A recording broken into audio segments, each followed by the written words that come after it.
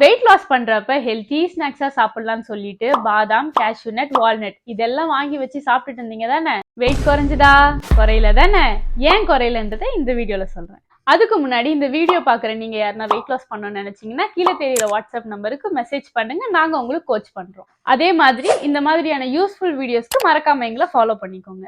இப்போ நீங்க ஒரு 100 கிராம்ஸ் ஆஃப் பாதாம் சாப்பிட்றீங்க அப்படின்னா அதுல புரோட்டீன் வந்து 21 கிராம்ஸ் இருக்கு, கார்போஹைட்ரேட் 22 கிராம்ஸ் வந்து இருக்கு, ஆனா ஃபேட் மட்டும் 50 கிராம்ஸ் இருக்கு. அது மட்டும் இல்லாம கேலரிஸ் 579 வந்து இருக்கு.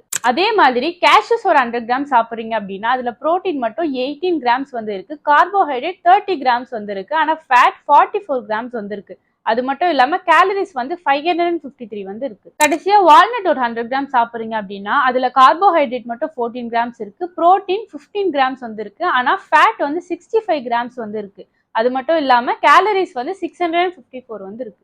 இதுல எல்லாத்துலயுமே நீங்க ஒரு விஷயம் நோட் பண்ணி பாத்தீங்க அப்படின்னா கேலரிஸ் ரொம்ப அதிகமா இருக்கு. ஏன் அப்படின்னா இதுல எல்லாத்துலயுமே புரோட்டீன் கம்மியா இருக்கு, ஃபேட் ரொம்ப அதிகமா இருக்கு. அதனாலதான் இந்த மாதிரி கேலரிஸ் அண்ட் ஃபேட் அதிகமா இருக்க ஃபுட்டு சாப்பிட்றதுனால உங்களுக்கு வெயிட்டே குறையல.